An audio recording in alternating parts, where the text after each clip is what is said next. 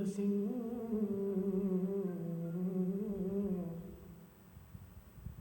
खसम राजा का गुरु गोबिंद सिंह।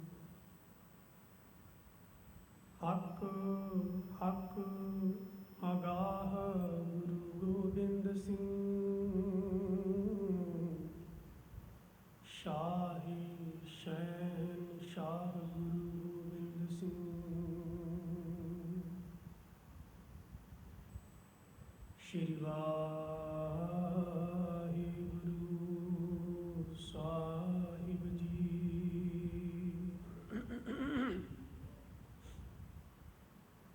मोती तां मंदिर उसर है।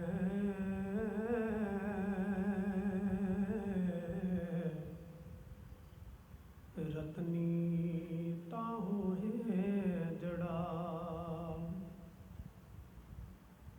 कस्तूर अगर चंदन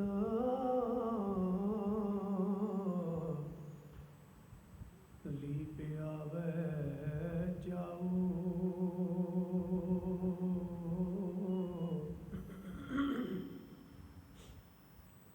मत देख भूला विसरै तेरा चित ना आवे ना। हार बिन जियो जल बल जाओ। मैं अपना गुर पूछ देखिया अवर नाही थाऊ रहा। धरती तां हीरे लाल जड़ती।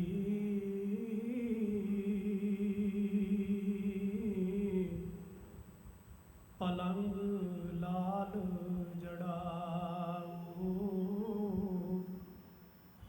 मोहनी मुखमणि सुहै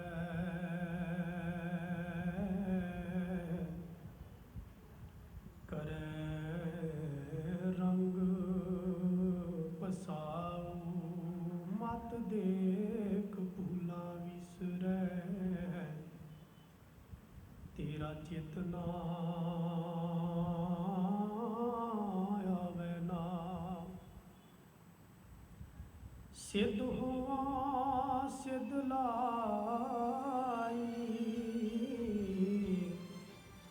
रिद आओ। गुप्त प्रगट हुए वैसा लोग रखे पाओ।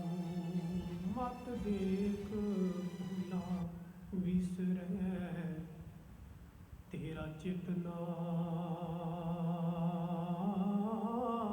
आवे ना।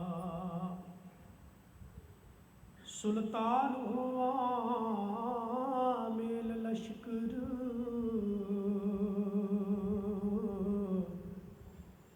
तख्त रखा पाओ।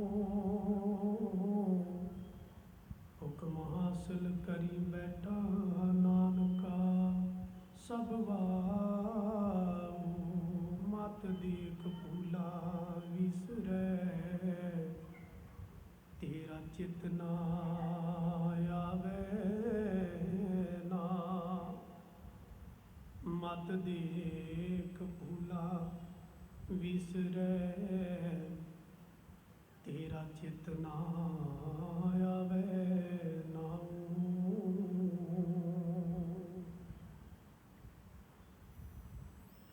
परम सन्मानयोग चवर छतर तख्त सिंघासन दे मालक धन सतगुरु गरीब नवाज चवर छतर तख्त सिंघासन दे मालक गुरु ग्रंथ साहिब सच्चे पातशाह जी दी पवित्र हजूरी अंदर जुड़ बैठी गुरु प्यारी साध संगत जीओ। ਅੱਜ ਬਾਦਸ਼ਾਹ ਦਰਵੇਸ਼ ਸ਼ਾਹੀ ਸ਼ਹਿਨਸ਼ਾਹ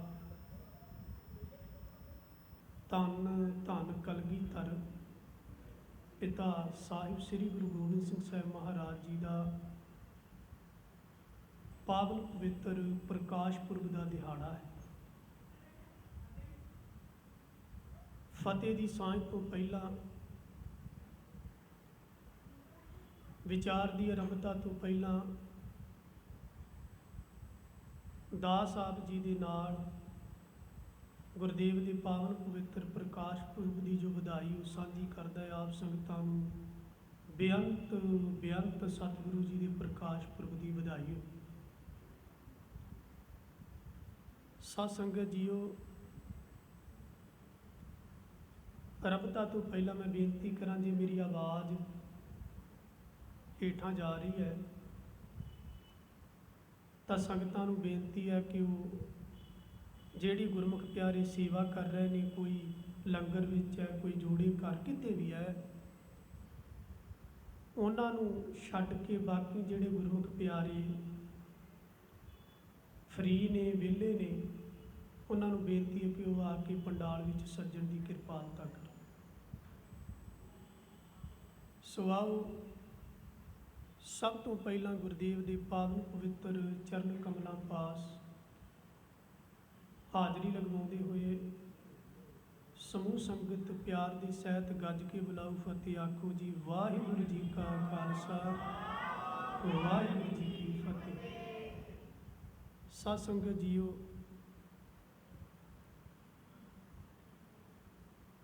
ਅੱਜ ਦੇ ਇਸ ਪਾਵਨ ਪਵਿੱਤਰ ਅਵਸਰ 'ਤੇ ਆਪਾਂ ਗੁਰਬਾਣੀ ਦੀ ਵਿਚਾਰ ਵੀ ਕਰਨੀ ਹੈ ਔਰ ਗੁਰੂ ਕਲਗੀਧਰ ਪਾਤਸ਼ਾਹ ਤਿੰਨਾਂ ਦੇ ਜੀਵਨ ਝਲਕੀਆਂ ਦੇ ਵਿੱਚੋਂ ਸਤਿਗੁਰੂ ਗਰੀਬ ਨਿਵਾਜ ਜੀ ਦਾ ਜੀਵਨ ਵੀ ਵਾਚਣਾ ਹੈ ਔਰ ਉਹਨਾਂ ਉਸ ਜੀਵਨ ਦੀਆਂ ਸਾਖੀਆਂ ਵਿੱਚੋਂ ਕੁਝ ਸਿੱਖਿਆ ਵੀ ਜਿਹੜੀ ਆਪਾਂ ਗ੍ਰਹਿਣ ਕਰਨੀ। ਦਾਸ ਨੇ ਜਿਸ ਪਾਵਨ ਪਵਿੱਤਰ ਸ਼ਬਦ ਦਾ ਜਾਪ ਕੀਤਾ ਹੈ, ਇਹ ਪਾਵਨ ਸ਼ਬਦ ਧੰਨ ਗੁਰੂ ਨਾਨਕ ਦੇਵ ਮਹਾਰਾਜ ਜੀ ਦੀ ਪਵਿੱਤਰ ਰਸਨਾ ਤੋਂ ਉਚਾਰਨ ਕੀਤਾ ਗਿਆ ਹੈ ਔਰ ਸ੍ਰੀ ਰਾਗ ਦੀ ਬਾਣੀ ਅੰਦਰ ਇਹ ਦਰਜ ਹੈ। ਸ੍ਰੀ ਰਾਗ ਦਾ ਪਹਿਲਾ ਸ਼ਬਦ ਹੈ। ਇਸ ਪਾਵਨ ਪਵਿੱਤਰ ਸ਼ਬਦ ਦੀ ਵਿਆਖਿਆ ਵੀ ਆਪਾਂ ਕਰਨੀ ਹੈ। ਇਸ ਸ਼ਬਦ ਦੇ ਅੰਦਰ ਸਾਡੇ ਬੇਅੰਤ ਸਵਾਲ ਜਿਹੜੇ ਕਿ ਰੋਜ਼ਾਨਾ ਹੀ ਸਾਡੇ ਮਨਾਂ ਵਿੱਚ ਉੱਠਦੇ ਨੇ, ਰੋਜ਼ਾਨਾ ਹੀ ਬੇਅੰਤ ਸਵਾਲ ਸਾਡੇ ਜੀਵਨ ਪ੍ਰਤੀ। ਉਹ ਸਵਾਲ ਚਾਹੇ ਅਸੀਂ ਗੁਰੂ ਅੱਗੇ ਆ ਕੇ ਕਰਦੇ ਹੋਈਏ, ਕਿਸੇ ਰਿਸ਼ਤੇਦਾਰ ਕੋਲ ਜਾ ਕੇ ਬੈਠਿਆਂ ਉਹ ਫਰੋਲੀਏ ਦੁੱਖ, ਜਾਂ ਕਿਸੇ ਡਾਕਟਰ ਕੋਲ ਜਾ ਕੇ ਉਹ ਸਵਾਲ ਕਰੀਏ।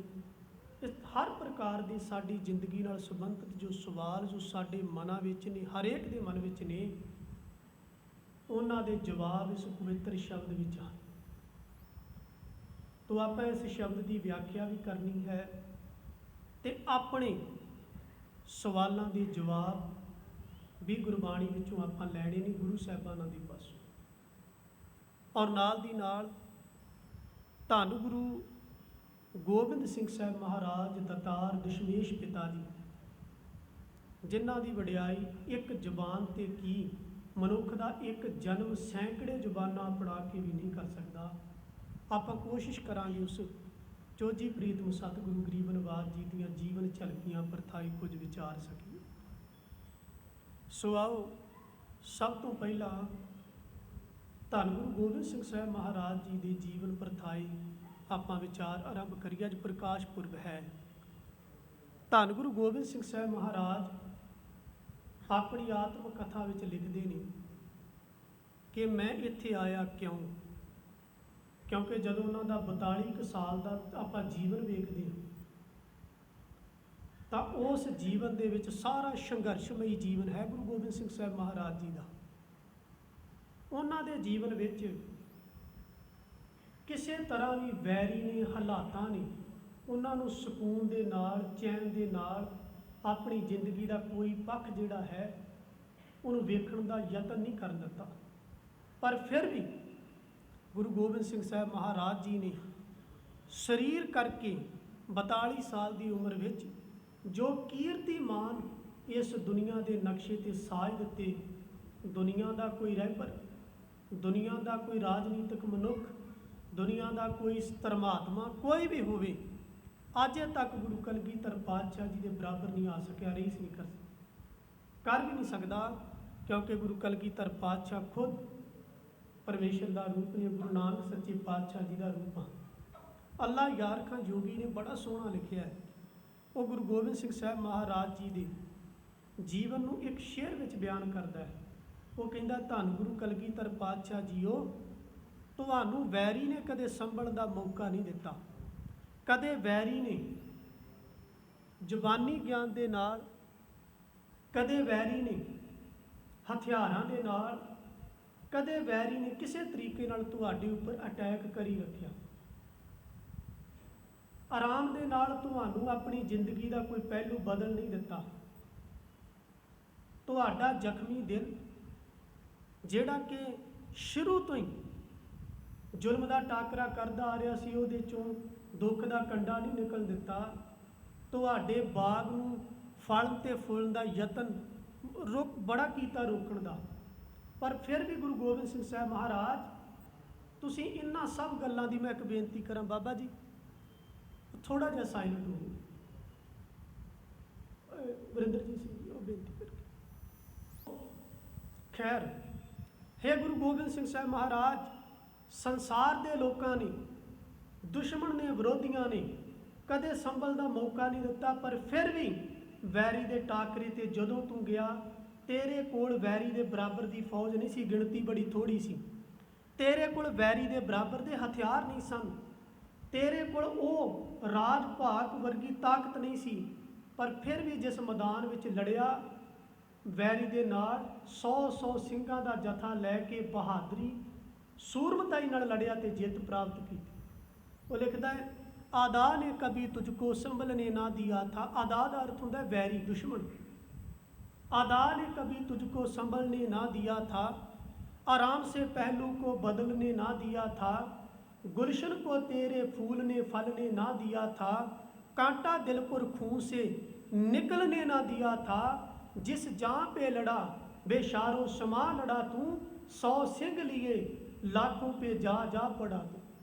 घबराया नहीं, ਡੋਲਿਆ ਨਹੀਂ, ਥੜਕਿਆ ਨਹੀਂ, ਹਰ ਹਾਲਾਤ ਦਾ ਸਾਹਮਣਾ ਹੈ ਕਲਗੀਧਰ ਪਾਤਸ਼ਾਹ ਤੂੰ ਬੜੇ ਡਟਵੇਂ ਢੰਗ ਨਾਲ ਕੀਤਾ। ਅੱਜ ਗੁਰੂ ਕਲਗੀਧਰ ਪਾਤਸ਼ਾਹ ਜੀ ਦੇ ਜੀਵਨ ਵਿੱਚ ਉਹ ਚੀਜ਼ਾਂ ਆਪਾਂ ਸਮਝਾਂਗੇ।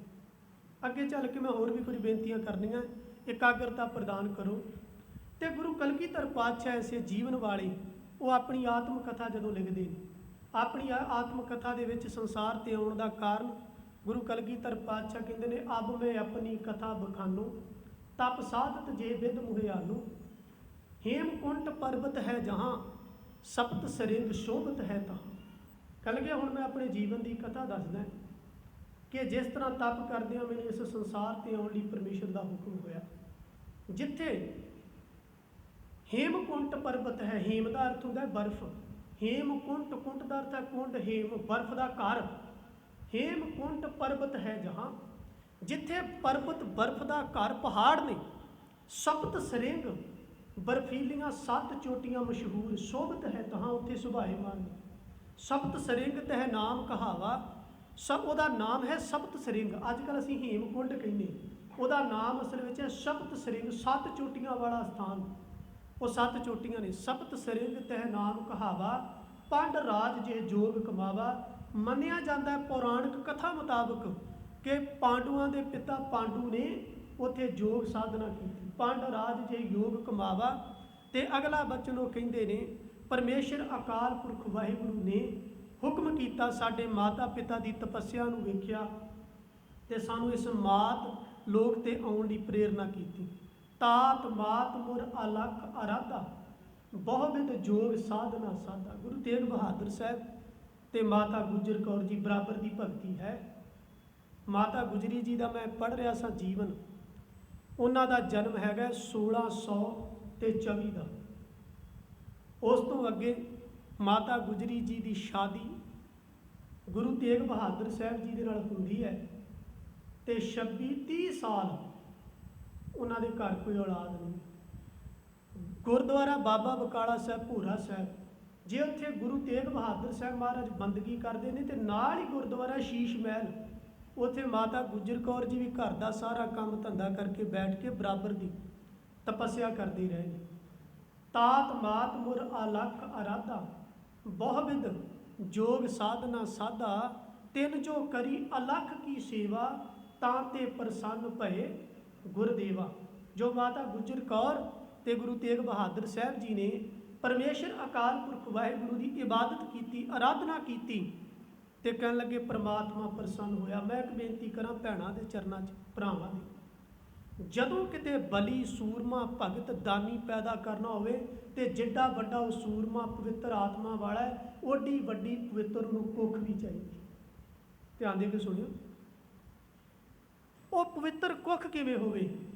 ਉਹ ਬਾਣੀ ਪੜ੍ਹਨ ਵਾਲੀ ਰੂਹ ਹੋਵੇ, ਬੀਬੀ ਭਾਈ, ਬਾਣੀ ਪੜ੍ਹਨ ਵਾਲੀ, ਸਿਮਰਨ ਕਰਨ ਵਾਲੀ, ਪਰਮਾਤਮਾ ਦੇ ਭੈ ਵਿੱਚ ਰਹਿਣ ਵਾਲੀ, ਔਗਣਾ ਐਬਾਂ ਤੋਂ ਦੂਰ ਜਾਣ ਵਾਲੀ, ਗੁਣਾਂ ਨੂੰ ਆਪਣੇ ਹਿਰਦੇ 'ਚ ਵਸਾ ਕੇ ਰੱਖਣ ਵਾਲੀ, ਉਸ ਕੁੱਖ 'ਚ ਸੂਰਮੇ ਪੈਦਾ ਹੁੰਦੇ ਨੇ। ਇੱਥੇ ਸੰਕੇਤ ਇਹ ਦਿੱਤਾ ਜਾ ਰਿਹਾ, ਤਾਤ ਮਾਤ ਮੁਰ ਅਲਖ ਅਰਾਧਾ, ਬਹੁਵਿਧ ਜੋਗ ਸਾਧਨਾ ਸਾਧਾ, ਤਿੰਨ ਜੋ ਕਰੀ ਅਲਖ ਕੀ ਸੇਵਾ, ਤਾਂ ਤੇ ਭਏ ਪ੍ਰਸੰਨ ਗੁਰਦੇਵਾ। ਪਰਮਾਤਮਾ ਅਕਾਲ ਪੁਰਖ ਵਾਹਿਗੁਰੂ ਜੀ ਮੇਰੇ ਤੇ, ਉਹਨਾਂ ਤੇ ਪ੍ਰਸੰਨ ਹੋਏ।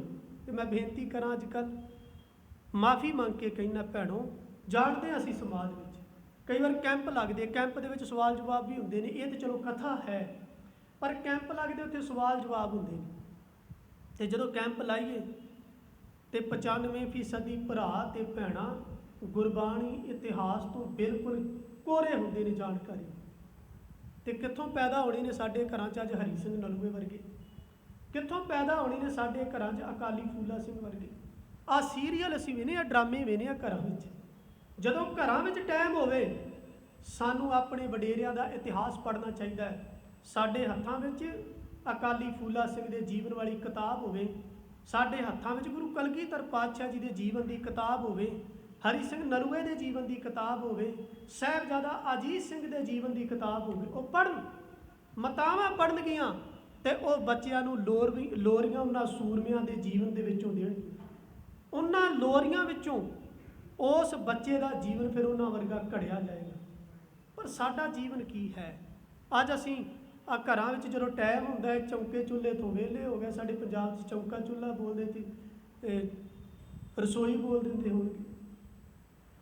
ਉੱਥੋਂ ਵਿਹਲੇ ਹੋ ਕੇ ਦਵਾਦਾਰ ਫਿਰ ਟੀਵੀ ਦੀ ਸਕਰੀਨ ਔਨ ਕਰ ਲਈ। ਅੱਜ ਕੱਲ੍ਹ ਤੇ ਮੋਬਾਈਲ ਆ ਗਿਆ ਹੱਥ ਵਿੱਚ, ਫਿਰ ਸੀਰੀਅਲ ਵੇਖਣ ਲੱਗ ਪਿਆ। ਹੁਣ ਉਹਨਾਂ ਸੀਰੀਅਲਾਂ ਵਿੱਚ ਕੀ ਹੈ? ਉਹਨਾਂ ਸੀਰੀਅਲਾਂ ਵਿੱਚ ਇਹੀ ਹੈ ਨਾ ਵੀ ਨੂੰਹ ਸੱਸ ਦੇ ਖਿਲਾਫ ਕਿਵੇਂ ਛੜਯੰਤਰ ਰਚਦੀ ਹੈ, ਸੱਸ ਨੂੰਹ ਦੇ ਖਿਲਾਫ, ਨਨਾਣ ਭਰਜਾਈ ਦੇ ਖਿਲਾਫ। ਤੇ ਜਿਹੋ ਜਿਹਾ ਸੀਰੀਅਲ 'ਚ ਵੇਖਣਾ ਫਿਰ ਉਹੋ ਜਿਹਾ ਜੀਵਨ 'ਚ ਆਉਣਾ। ਇਹ ਸਾਡੇ ਘਰਾਂ 'ਚ ਲੜਾਈ ਦਾ ਅੱਜ ਕਾਰਨ ਪਤਾ ਕੀ ਹੈ? ਜੋ ਵੇਖ ਰਹੇ ਉਹ ਜੀਵਨ ਵਿੱਚ ਆ ਰਿਹਾ। ਤੇ ਜਦੋਂ ਸਾਡਾ ਹਿਰਦਾ, ਸਾਡੀ ਸੁਰਤ ਨਿੰਦਿਆ, ਚੁਗਲੀ, ਈਰਖਾ, ਦਵੈਸ਼, ਝੂਠ, ਫਰੇਬ, ਠੱਗੀ ਦਾ ਘਰ ਬਣ ਗਈ, ਤੇ ਇੱਥੇ ਫਿਰ ਗੰਗੂ ਦੀ ਬਿਰਤੀ ਵਾਲੇ ਧੀਆਂ ਪੁੱਤ ਪੈਦਾ ਹੋਣਗੇ। ਇੱਥੇ ਪੂਰਨ ਸਿੰਘ ਵਰਗੇ ਦੀ ਬਿਰਤੀ ਵਰਗੇ ਪੈਦਾ ਹੋਣਗੇ। ਚੇਤੇ ਰੱਖਿਓ, ਇੱਥੇ ਫਿਰ ਹਰੀ ਸਿੰਘ ਨਲੂਏ ਵਰਗੇ ਪੈਦਾ ਨਹੀਂ ਜਿਉ। ਇਹ ਚੇਤੇ ਰੱਖਿਓ। ਗੁਰੂ ਕਲਗੀਧਰ ਪਾਤਸ਼ਾਹ ਦਾ ਕਹਿ ਰਹੇ ਨੇ ਕਿ ਬੜੀ ਵੱਡੀ ਬੰਦਗੀ ਕੀਤੀ ਹੈ ਮੇਰੇ ਮਾਤਾ ਤੇ ਪਿਤਾ ਨੇ। ਫਿਰ ਗੁਰੂ ਕਲਗੀਧਰ ਪਾਤਸ਼ਾਹ ਜੀ ਦਾ ਪ੍ਰਕਾਸ਼ ਪਟਨਾ ਸਾਹਿਬ ਦੀ ਧਰਤੀ ਤੇ ਹੁੰਦਾ ਹੈ। 22 ਦਸੰਬਰ ਸੰਨ 1666 ਨੂੰ ਗੁਰੂ ਕਲਗੀਧਰ ਪਾਤਸ਼ਾਹ ਜੀ ਮਾਤਾ ਗੁਜਰ ਕੌਰ ਜੀ ਦੀ ਕੁੱਖੋਂ ਤੇ ਧੰਨ ਗੁਰੂ ਤੇਗ ਬਹਾਦਰ ਸਾਹਿਬ ਜੀ ਦੇ ਘਰ ਪਟਨਾ ਸਾਹਿਬ ਵਿਖੇ ਜਨਮ ਲੈਂਦੇ ਨੇ। ਮਾਤਾ ਗੁਜਰ ਕੌਰ ਜੀ ਦੀਆਂ ਬੜਾ ਵੱਡਾ ਵਿਸ਼ਾਲ ਜੀਵਨ ਹੈ ਉਹਨਾਂ ਦਾ। ਉਹਨਾਂ ਵਰਗੀ ਮਾਂ ਸ਼ਾਇਦ ਹੀ ਸੰਸਾਰ ਤੇ ਕੋਈ ਹੋਵੇ। ਉਹ ਇੱਕ ਕਵੀ ਨੇ ਬੜੀਆਂ ਸੋਹਣੀਆਂ ਸਤਰਾਂ ਲਿਖੀਆਂ। ਉਹ ਪੁੱਛਿਆ ਮਾਂ ਗੁਜਰੀ ਨੂੰ, ਕਿਉਂ ਹੈ ਤੇਰਾ ਨਾਂ ਗੁਜਰੀ? ਤੇ ਉਹ ਅੱਗੋਂ ਜਵਾਬ ਦਿੰਦੀ, ਨੀ ਸੰਗਤੇ ਮੇਰਾ ਨਾਂ ਗੁਜਰੀ, ਮੈਂ ਗੁਜਰ ਗੁਜਰ ਕੇ ਗੁਜਰੀ ਹਾਂ। ਮੈਂ ਵਾਰ-ਵਾਰ ਗੁਜਰੀ, ਕਈਆਂ ਹਾਲਾਤਾਂ 'ਚੋਂ ਗੁਜਰੀ, ਕਈਆਂ ਰਾਹਾਂ 'ਚੋਂ ਗੁਜਰੀ, ਮੈਂ ਗੋਬਿੰਦ ਸਿੰਘ ਦੀ ਮਾਂ ਗੁਜਰੀ। ਇਹ ਸੁਣੀ ਹੋਣੀ ਤੁਸੀਂ ਸਾਰਿਆਂ ਨੇ। ਇਹ ਜਿਹੜੀ ਨਜ਼ਮ ਹੈ ਮੈਨੂੰ ਬੜੀ ਵਧੀਆ ਲੱਗੀ, ਪਿਆਰੀ ਲੱਗੀ। ਉਹ ਕਹਿੰਦੇ ਪੁੱਤ ਮੇਰਾ ਜਦੋਂ 9 ਸਾਲ ਦਾ ਸੀ, ਮੇਰਾ 9 ਸਾਲ ਦਾ ਪੁੱਤਰ ਸੀ, ਜਦ ਪਤੀ ਧਰਮ ਲਈ ਲੜਨ ਗਿਆ, ਉਹ ਦਿੱਲੀ ਸ਼ਹਿਰ ਦੀਆਂ ਰਾਹਾਂ ਸੀ, ਹਿੰਦ ਧਰਮ ਦੀ ਰਾਖੀ ਕਰਨਗੇ। ਜਦ ਤੱਕਿਆ ਸੀਸ ਇਹਨਾਂ ਅੱਖੀਆਂ ਨੇ, ਇੱਕ ਵਾਰੀ ਮੈਂ ਉਸ ਥਾਂ ਗੁਜ਼ਰੀ, ਮੈਂ ਗੁਜ਼ਰ ਗੁਜ਼ਰ ਕੇ ਗੁਜ਼ਰੀ ਹਾਂ, ਸੰਗਤੇ ਨਹੀਂ ਮੇਰਾ ਨਾ ਗੁਜ਼ਰੀ। ਇਹ ਗੱਲ ਚੇਤੇ ਰੱਖਿਓ, ਪਤੀ ਪਤਨੀ ਦਾ ਰਿਸ਼ਤਾ ਬੜਾ ਨਜ਼ਦੀਕ ਦਾ ਹੁੰਦਾ, ਇੱਕ ਦੂਜੇ ਦਾ ਆਸਰਾ ਹੁੰਦਾ। ਪਤੀ ਚਲਿਆ ਜਾਏ ਸੰਸਾਰ ਤੋਂ ਤੇ ਪਤਨੀ ਦੀ ਅੱਧੀ ਜ਼ਿੰਦਗੀ ਖਤਮ, ਤੇ ਪਤਨੀ ਚਲੀ ਜਾਏ ਤੇ ਪਤੀ ਦੀ ਵੀ ਖਤਮ। ਭਾਈ ਜੈਤਾ ਜੀ ਜਦੋਂ ਲੈ ਕੇ ਆਏ ਨਾ ਸੀਸ, ਆਨੰਦਪੁਰ ਸਾਹਿਬ ਪਹੁੰਚੇ ਤੇ ਸੀਸ ਤੋਂ ਕੱਪੜਾ ਹਟਾਇਆ, ਮਾਤਾ ਗੁਜਰ ਕੌਰ ਜੀ ਨੇ ਡਿੱਠਾ ਤੇ ਚੇਤੇ ਰੱਖਿਓ ਅੱਖਾਂ ਚੋਂ ਇੱਕ ਅੱਥਰੂ ਨਹੀਂ ਨਿਕਲਿਆ, ਤੇ ਬਚਨ ਕੀ ਕੀਤਾ, ਹੇ ਸਤਿਗੁਰੂ ਜੀ ਤੁਹਾਡੀ ਨਿਭ ਗਈ ਹੈ ਤੇ ਕਿਰਪਾ ਕਰਿਓ ਹੁਣ ਮੇਰੀ ਨਿਭ ਜਾਏ। ਇਹ ਮਾਤਾ ਗੁਜਰੀ ਜੀ ਦੇ ਬਚਨ ਸਨ। ਉਹ ਮਾਂ ਗੁਜਰੀ, ਉਹਦੇ ਪਰਥਾਏ ਕਵੀ ਨੇ ਚੰਨ ਸਤਰਾਂ ਲਿਖੀ ਹੈ। ਸੋ ਖੈਰ ਇੱਕ ਬਚਨ ਉਹ ਮੈਂ ਅਗਲਾ ਪੈਰਾ ਬੋਲ ਕੇ ਫਿਰ ਅੱਗੇ ਵਿਚਾਰ ਕਰਦਾ ਹਾਂ। ਕਹਿੰਦੇ ਮੇਰੇ ਵੱਡੇ ਪੁੱਤਰ ਜਦੋਂ ਜੰਗ ਚਮਕੌਰ ਵਿੱਚ ਲੜਦੇ ਸ਼ਹੀਦ ਹੋ ਗਏ, ਮੇਰੇ ਵੱਡੇ ਪੋਤਿਆਂ ਨੇ ਜੰਗ ਚਮਕੌਰ ਵਿੱਚ ਸ਼ਹੀਦੀਆਂ ਪਾ ਦਿੱਤੀਆਂ। ਉਹ ਲੜਦੇ ਜੰਗ ਸ਼ਹੀਦ ਹੋਏ, 2 ਬੂੰਦਾਂ ਪਾਣੀ ਨਾ ਦਿੱਤੀਆਂ, ਜਿਹੜੀ ਮੁੜ ਪਰਤ ਕੇ ਆਉਣੀ ਨਹੀਂ, ਮੇਰੇ ਘਰ ਚੋਂ ਐਸੀ ਸ਼ਾਨ ਗੁਜ਼ਰੀ। ਅਸੀਂ ਤਰਸਦੇ ਹਾਂ ਔਲਾਦਾਂ ਨੂੰ, ਤੇ ਗੁਰੂ ਕਲਗੀਧਰ ਪਾਤਸ਼ਾਹ ਜੀ ਨੇ ਕੁਰਬਾਨ ਕੀਤੀਆਂ। ਕਿਹਦੇ ਲਈ ਕੀਤੀਆਂ? ਸਾਡੇ ਲਈ ਕੀਤੀਆਂ, ਸਾਡੇ ਵਾਸਤੇ। ਉਹਨਾਂ ਕਿਉਂ? ਉਹ ਕਹਿੰਦੇ ਪੁੱਛਿਆ ਸੀ ਨਾ ਮਾਤਾਵਾਂ ਨੇ, ਮਾਤਾ ਸਾਹਿਬ ਕੌਰ ਜੀ, ਸੁੰਦਰ ਕੌਰ ਜੀ ਗਏ ਸਾਬੋ ਕੀ ਤਲਵੰਡੀ, ਤੇ ਪੁੱਛਿਆ ਹਜੂਰ ਸਾਡੇ ਪੁੱਤਰ ਨਜ਼ਰ ਨਹੀਂ ਆਉਂਦੇ? ਤੇ ਸਤਿਗੁਰੂ ਜੀ ਨੇ ਇਸ਼ਾਰਾ ਕਰਕੇ ਕਿਹਾ ਸੀ, ਇਨ ਪੁੱਤਰਨ ਕੇ ਸੀਸ ਪਰ ਵਾਰ ਦੀਏ ਸੁਤ ਚਾਰ, ਚਾਰ ਮੂਏ ਤੋਂ ਕਿਆ ਹੁਆ ਜੀਵਤ ਕਈ ਹਜ਼ਾਰ।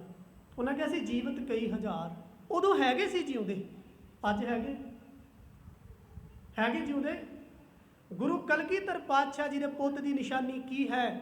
5 ਕਕਾਰਾਂ ਦਾ ਧਾਰਨੀ, ਖੰਡੇ ਦੀ ਪੌਹਲ ਲਈ ਹੋਵੇ, ਨਿਤ ਨੇਮੀ ਹੋਵੇ, ਗੁਰੂ ਗ੍ਰੰਥ ਸਾਹਿਬ ਸੱਚੇ ਪਾਤਸ਼ਾਹ ਜੀ ਨੂੰ ਸਮੁੱਚਾ ਜੀਵਨ ਸਮਰਪਿਤ ਹੋਵੇ, ਆਪਣੇ ਜੀਵਨ ਦੇ ਵਿੱਚ ਗੁਰੂ ਦੀ ਸਿੱਖਿਆ ਦਾ ਵਾਸਾ ਹੋਵੇ, ਤੇ ਸੱਚੇ ਪਾਤਸ਼ਾਹ ਕਹਿੰਦੇ ਜ਼ੁਲਮ ਦੇ ਖਿਲਾਫ ਲੜਨ ਵਾਲਾ, ਸੱਚ ਦੇ ਹੱਕ 'ਚ ਖੜਨ ਵਾਲਾ ਹੋਵੇ, ਤੇ ਸੱਚ ਦੇ ਰਾਹ ਤੇ ਤੁਰਦਿਆਂ ਤੁਰਦਿਆਂ ਭਾਵੇਂ ਜ਼ਿੰਦਗੀ ਕੁਰਬਾਨ ਹੋ ਜੇ ਪਰਵਾਹ ਨਾ ਕਰੇ। ਅੱਛਾ, ਨਿਸ਼ਾਨੀਆਂ ਵੇਖਣੀਆਂ ਹੁਣ ਤੇ ਕੌਣ ਹੈ? ਗੁਰੂ ਕਲਗੀਧਰ ਪਾਤਸ਼ਾਹ ਜੀ ਨੇ ਕਿਹਦੇ ਵੱਲ ਇਸ਼ਾਰਾ ਕੀਤਾ ਸੀ? ਮੈਂ ਦਾਅਵਾ ਕਰਕੇ ਕਹਿੰਦਾ ਸਾਡੇ ਵਰਗੇ ਤੇ ਨਹੀਂ ਹੋਣੇ, ਤੁਹਾਡੇ ਚੋਂ ਸੰਗਤ 'ਚ ਹੋ ਸਕਦੇ। ਬੰਦਾ ਸਿੰਘ ਬਹਾਦਰ ਵਰਗੇ ਪੁੱਤਰਾਂ ਵੱਲ ਇਸ਼ਾਰਾ ਕੀਤਾ ਸੀ। ਬੜੀ ਵੱਡੀ ਕੁਰਬਾਨੀ। 5 ਸਾਲ ਦਾ ਪੁੱਤਰ ਅਜੈ ਸਿੰਘ ਦਿੱਲੀ ਦੇ ਚੌਂਕ ਵਿੱਚ ਬਿਠਾਇਆ ਹੋਇਆ ਹੈ, ਤੇ ਬੰਦਾ ਸਿੰਘ ਬਹਾਦਰ ਨੂੰ ਕਿਹਾ ਇਹ ਤੇਰਾ 5 ਸਾਲ ਦਾ ਪੁੱਤਰ ਹੈ, ਜੇ ਤੂੰ ਸਿੱਖੀ ਸਿਧਾਂਤ ਛੱਡਦਾ ਤੇ ਬਚ ਸਕਦਾ ਹੈ। ਬੰਦਾ ਸਿੰਘ ਬਹਾਦਰ ਜਵਾਬ ਦਿੰਦਾ ਹੈ 5 ਸਾਲ ਦਾ ਪੁੱਤਰ ਸਾਡੇ ਘਰਾਂ 'ਚ ਵੀ ਹੈਗੇ ਆ, ਝਰੀਟ ਆ ਜੇ ਨਾ ਪੁੱਤ ਦੀ ਉਂਗਲ ਨੂੰ ਤੇ ਕਲੇਜਾ ਮੂੰਹ ਨੂੰ ਆ ਜਾਂਦਾ ਹੈ। ਬੰਦਾ ਸਿੰਘ ਬਹਾਦਰ ਦੇ ਪੁੱਤਰ ਅਜੈ ਸਿੰਘ ਦਾ 5 ਸਾਲ ਦੇ ਦਾ ਖੰਜਰ ਮਾਰਿਆ, ਛਾਤੀ ਚੀਰ ਕੇ ਹੱਥ ਪਾ ਕੇ ਕਲੇਜਾ ਬਾਹਰ ਕੱਢਿਆ ਤੇ ਬੰਦਾ ਸਿੰਘ ਦੇ ਮੂੰਹ 'ਚ ਤੁੰਨਿਆ। ਘਬਰਾਇਆ ਨਹੀਂ, ਡੋਲਿਆ ਨਹੀਂ।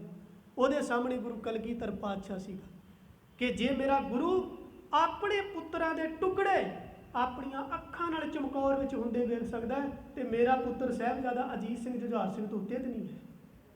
ਇੱਕ ਸੋਚ ਸੀ, ਐਸੇ ਸਿੱਖਾਂ ਵੱਲ ਇਸ਼ਾਰਾ ਕੀਤਾ ਸੀ। ਕਮਾਲ ਦੀ ਸਿੱਖੀ। ਮਨੀ ਸਿੰਘ ਹੋ ਗਿਆ ਹੁਕਮ ਇਹਦਾ ਬੰਦ ਕੱਟ ਕੇ ਸ਼ਹੀਦ ਕੀਤਾ ਜਾਵੇ, ਬੰਦ ਕੱਟ ਕੇ। ਉਹ ਜਲਾਦ ਲੱਗਾ ਜਦੋਂ ਮਾਰਨ, ਟੋਕਾ ਉਹ ਗੁੱਟ ਤੇ ਮਾਰਨ ਲੱਗਾ, ਤੇ ਮਨੀ ਸਿੰਘ ਕਹਿਣ ਲੱਗਾ ਕੀ ਕਰਨ ਲੱਗਾ? ਜਲਾਦ ਕਹਿਣ ਲੱਗਾ ਤੁਹਾਨੂੰ ਕੱਟਣ ਦਾ ਹੁਕਮ ਹੈ, ਕੱਟਣ ਲੱਗਾ, ਡਰ ਗਏ ਹੋ? ਜਲਾਦ ਕਹਿੰਦਾ ਡਰ ਗਏ, ਘਬਰਾ ਗਏ ਹੋ? ਮਨੀ ਸਿੰਘ ਕਹਿੰਦਾ ਭੋਲਿਆ ਮੈਂ ਡਰਿਆ ਨਹੀਂ, ਘਬਰਾਇਆ ਨਹੀਂ ਹੈ, ਮੈਨੂੰ ਤੇਰਾ ਫਿਕਰ ਪੈ ਗਿਆ।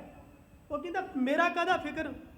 ਕਹਿੰਦੇ ਤੇਰੇ ਮਾਲਕ ਦਾ ਹੁਕਮ ਹੈ ਬੰਦ ਕੱਟਣੇ, ਤੇ ਤੂੰ 4 ਬੰਦ ਛੱਡ ਕੇ ਸਿੱਧਾ 5ਵਾਂ ਕੱਟ ਦੇਣ ਲੱਗਾ, ਤੇਰੀ ਨੌਕਰੀ ਖਤਰੇ 'ਚ ਪੈ ਸਕਦੀ। ਇਹ ਹੈ ਗੁਰੂ ਦਾ ਸਿੱਖ। ਦੁਸ਼ਮਣ ਦਾ ਵੀ ਭਲਾ ਸੋਚ ਰਿਹਾ ਹੈ, ਦੁਸ਼ਮਣ ਦਾ। ਫਰੀਦਾ ਬੁਰੇ ਦਾ ਭਲਾ ਕਰ, ਇਹ ਹੈ ਗੁਰੂ ਦੇ ਸਿੱਖ। ਉਹ ਕਹਿੰਦਾ ਮੈਂ ਕਿਹੜੀ ਹੁਕਮ ਅਦੂਲੀ ਕੀਤੀ? ਕਹਿੰਦਾ ਪਹਿਲਾ ਬੰਦ ਇੱਥੋਂ ਸ਼ੁਰੂ ਹੁੰਦਾ, ਇੱਥੋਂ ਕੱਟ।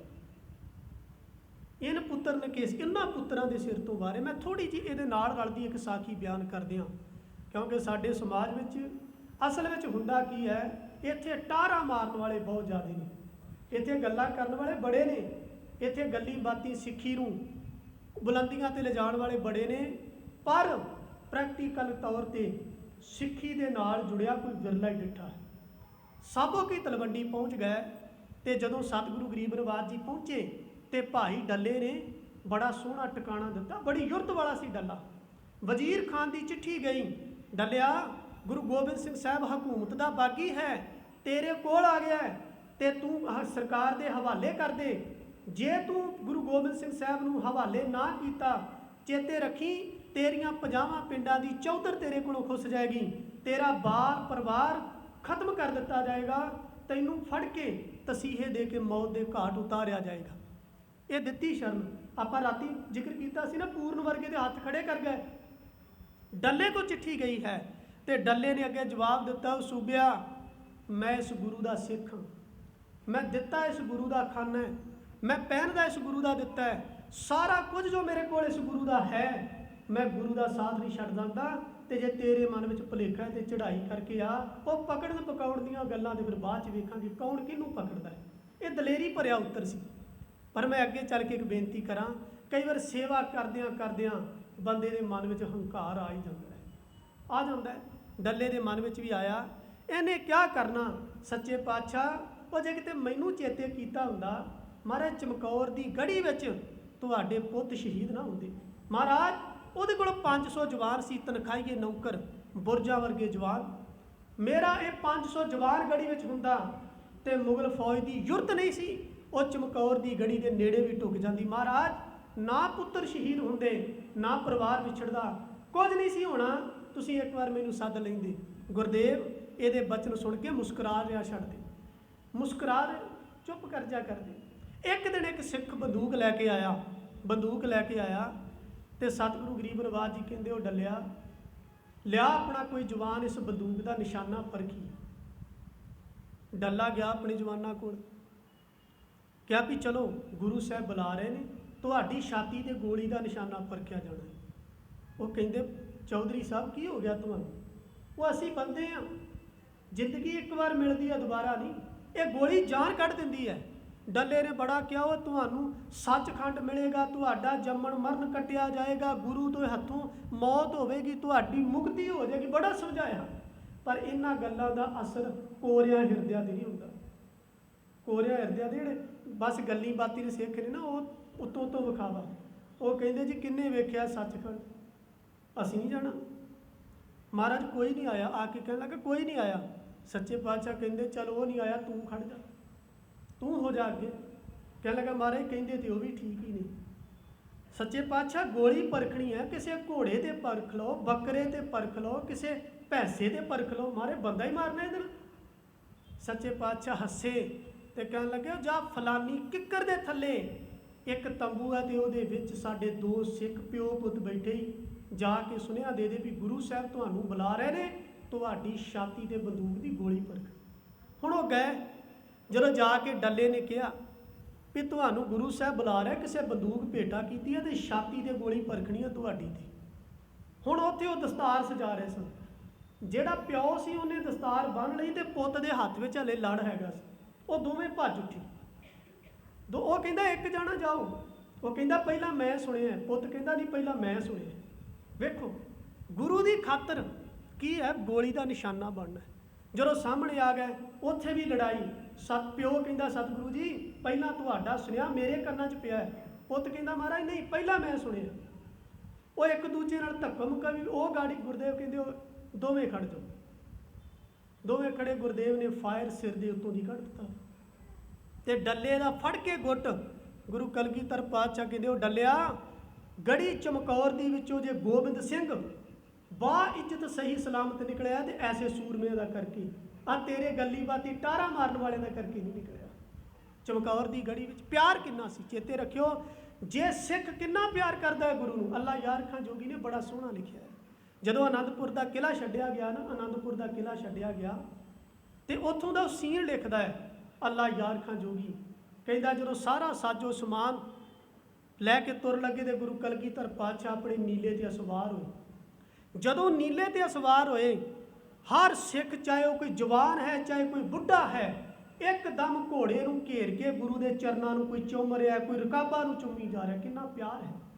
ਅੱਲਾ ਯਾਰ ਖਾਂ ਜੋਗੀ ਕਹਿੰਦਾ ਹੈ ਕਿ ਗੁਰੂ ਦੇ ਸਿੱਖਾਂ ਦਾ ਗੁਰੂ ਨਾਲ ਇੰਨਾ ਪਿਆਰ ਹੈ, ਜਿੱਥੇ ਗੁਰੂ ਗੋਬਿੰਦ ਸਿੰਘ ਸਾਹਿਬ ਦੇ ਪਸੀਨੇ ਦੀ ਇੱਕ ਬੂੰਦ ਵੀ ਡਿੱਗ ਪੈਂਦੀ ਹੈ, ਸਿੱਖ ਉੱਥੇ ਆਪਣੇ ਲਹੂ ਦੀਆਂ ਨਦੀਆਂ ਵਹਾ ਦਿੰਦੇ। ਇੰਨਾ ਪਿਆਰ ਹੈ।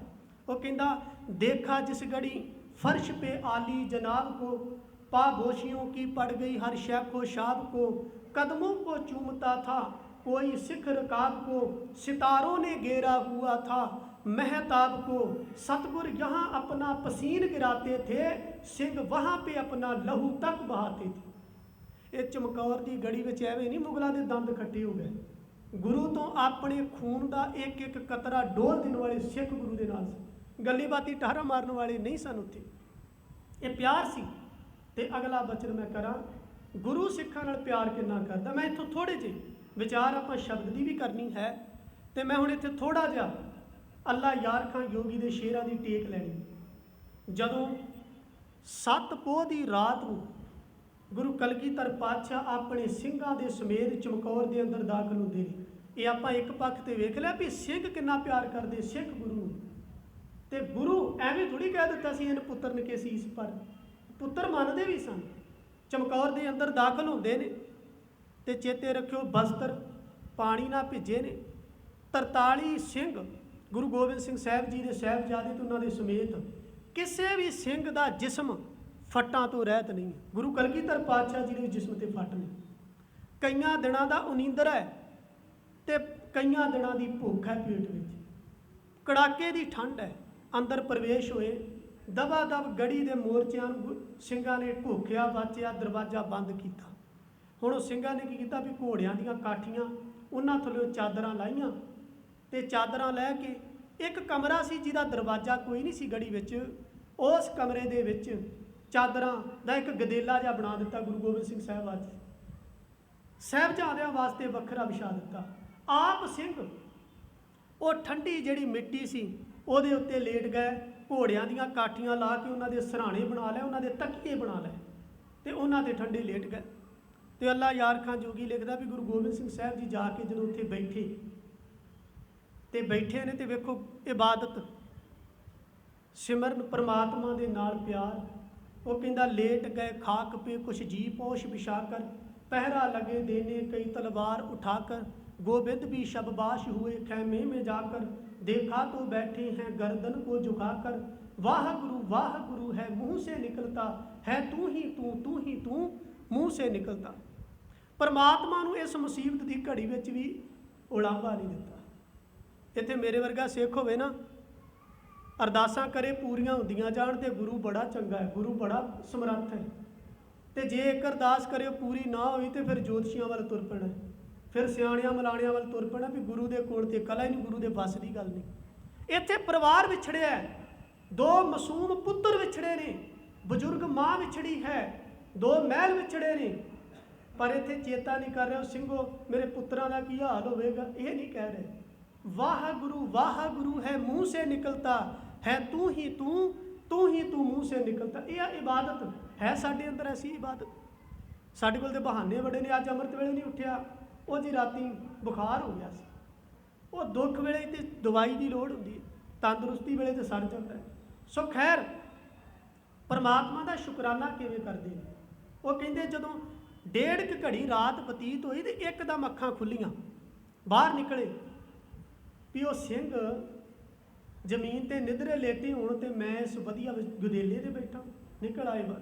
1.5 घड़ी जब रात गई जिक्र खुदा में, खैमे से निकल आए सरकार हवा में, कदमों से टहलते थे मगर दिल था दुआ में, बोले या खुदावंद हूँ खुश तेरी रजा में, करतार से कहते थे गोया रूबरू होकर, कल जाऊँगा चमकौर से मैं सुरखरू होकर। वो कहते मैं तेरी रजा 'ਚ खुश हाँ, मैनू किसी प्रकार का कोई गम नहीं। की कहते ने मैं तेरा हूँ, मेरे बच्चे भी तेरे हैं दाता। की होया? 2 पुत्र विछड़ गए। सच्चे पातशाह मैं भी तेरा है तो मेरे बच्चे भी तेरे हैं। मैं तेरा हूँ, मेरे बच्चे भी तेरे हैं दाता, थे तेरे ही हैं तेरे, रहे रहेंगे तेरे मौला, जिस हाल में रखे तू वही हाल है अच्छा, जुज शुक्र के आने का जबां पर नहीं शिकवा, लेटे हुए हैं खालसा जी आज जमीन पर, किस तरह से चैन आए हमें शाहे नशीं पर। मैं थोड़ा जिहा बेनती इसलिए कर रहा, एक तो एकाग्रता बन जाए, शब्द की विचार भी करनी है। बेनती ये है कि ਜਿਹੜੀਆਂ बीबियां पिछे बैठिया ने थोड़ा जिहा ध्यान इधर लाओ। मैं नोट कर रहा कई भैनों नूं कि जिउंदियां बैठिया ध्यान नहीं दे रही, बिरती टिकेगी किवें। तो जे कोई ज़्यादा जरूरी गल्लां ने, इस तो भी ज़्यादा जरूरी ने, फिर बेनती है कि तुसीं बाहर चले जाओ पंडाल च, ज़्यादा जरूरी गल्लां उत्थे कर लो। इत्थे हो रवे जिन्हें गुरु की विचार सुननी है। भैनों नूं खास करके बेनती है, इहदी प्रॉब्लम पता की है, असीं ते गल्लां करके अपने आप नूं डिस्टर्ब कर ही लिया, तो साडा करके लागे बैठा जिहड़ा वो भी हुंदा है, सुनाउण वाला भी हुंदा है, सुनने वाला भी। मैं बेनती सिर्फ 15-20 मिनट जरूर सुनो। जे तुहानूं लगे भी साडे खाने 'च कुछ पै नहीं रहा, फिर तुसीं उठ के जा सकदे। 15-20 मिनट मेरी बेनती मन के सुन लो बस। सो ध्यान दिया, गुरु का सिखां नाल कैसा प्यार है। वो कहते जदों बाहर निकले तो उत्थे जदों आए गुरदेव के जिहड़े पैरे ते सिंह सी ना, पैरे ते उन्हां दीयां झोकां लग रही, तो गुरदेव ने उन्होंने टोकिया नहीं, वो तुसीं सुत्ते हो पहरा नहीं दिंदे, जे अज वर्गा आगू हुंदा दबके मारदा। उन्होंने उत्थे लेटे रहन दिता, आप पहरा देन लग पिया। मैं अखीर ते बेनती करा, उत्थे जदों सिंह सुत्ते बेसुध होके, अल्लाह यार खां जोगी कहंदा है, सुत्तियां होयां दे कईयां दे वाल परने लथ गए, दस्तारे लथे, केस खुले हुए ने, कोल सराणियां तो सिर सरक गए। तो गुरु कलगीधर पातशाह हौली जी सिर वाले पासे बैठते हैं, साफा झाड़ते हैं, तो जूड़ा करते हैं, केस झाड़ते हैं, केसां नालों जिहड़ी मिट्टी लथ दी वो मत्थे नूं लाउंदे, तो वह जूड़ा करके उहदे सिर ते परना बन्नदे ने सिंह ते। गुरु प्यार वेखो करदा सिखां नूं।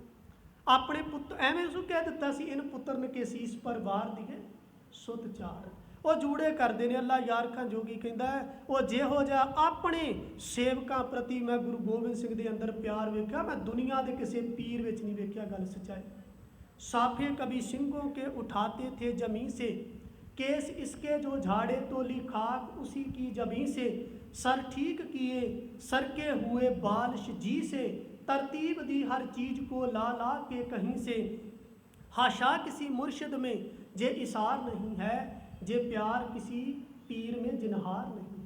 वो फिर एक गल होर लिखता है, उत्थों जो तुरन लगे ना, तो फिर कदम रुक गए गुरु कलगीधर पातशाह ने। फिर उन्हें सिंह सुते हुए सिंघां के चेहरे वाल तकिया, तो मन में सोचते हैं कि कल नूं ये सिंह जामे शहादत पी जाणगे। ये भी मापियां दे पुत ने, कितना प्यार है इन्हां दा मेरे नाल, बिना तनखाहों बिना किसी लालच तो मेरे लिए कुर्बान होने लई। वो गुरु उत्थे बैठते हैं, तो अल्लाह यार खां जोगी कहता उन्हें सुते हुए सिंघां दे गुरदेव कदे मत्थे चुमते हैं, कदे गले चुमते हैं, जिद्दां माँ अपने पुत दे चुमदी मत्थे चुमते हैं। इत्थों तक कहता है जदों पैरां वाले पासे आउंदे ने, तो जख्मी पैरां नूं अपने हत्थां नाल फड़ के घुटदे ने। यह है गुरु का प्यार। जिन सिंहों ने कल मौत के साहिल था उतरना, कल सुबह था जिन खालसों ने जंग में मरना, बाली से हुआ शहीदों की जब के गुजरना, मुश्किल हुआ इस जान से कदम आगे को तरना, चूमा हलकूम दहन चूमने बैठे, जब पाइंती आए तो चरण चूमने बैठे। ये प्यार है।